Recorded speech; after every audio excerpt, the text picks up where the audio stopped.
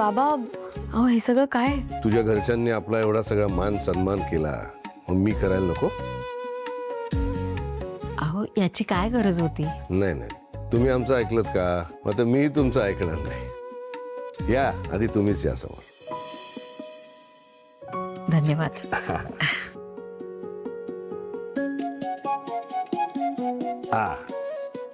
कीर्ती ये. आणि हे ज्योती. थँक्यू काका. ज्योती, मी सगळ्यांसाठी गिफ्ट आणलीच आहेत, पण खास करून आजच्या जेवणासाठी मला तुला वेगळं काहीतरी द्यायचं आहे. तुला सांगू, आजच्या जेवणाने मला गीतांजलीची आठवण करून दिली. मन जिंकलंच तू माझं, खरंच. आणि म्हणूनच मला तुला काहीतरी द्यायचं आहे, पण काय देऊ कळत नाहीये.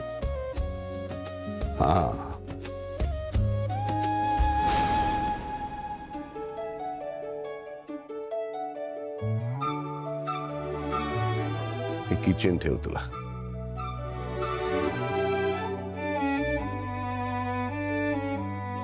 आता तू म्हणशील काकांनी माझं एवढं कौतुक केलं आणि देऊन देऊन काय देत आहेत, तर फक्त एक किचन. तर तसं नाहीये. किचन फक्त किचन नाहीये, मला मिळालेलं बक्षीस आहे. माझ्या एका खास व्यक्तीकडून माझ्या कामावर खुश होऊन मला मिळालेलं बक्षीस. याची किंमत माझ्यासाठी खूप जास्त आहे. आजपर्यंत खूप जपून ठेवलं होतं, आज तुला देत आहे.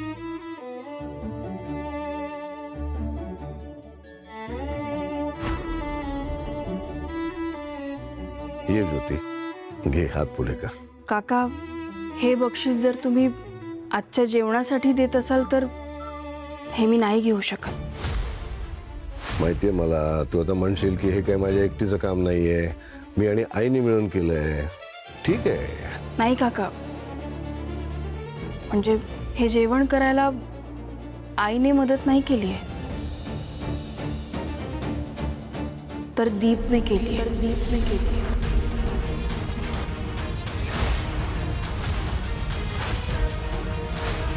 तुम्हाला हे बक्षीस द्यायचं असेल तर ते दीपला द्या. त्याचा हक्क आहे तो. दीप,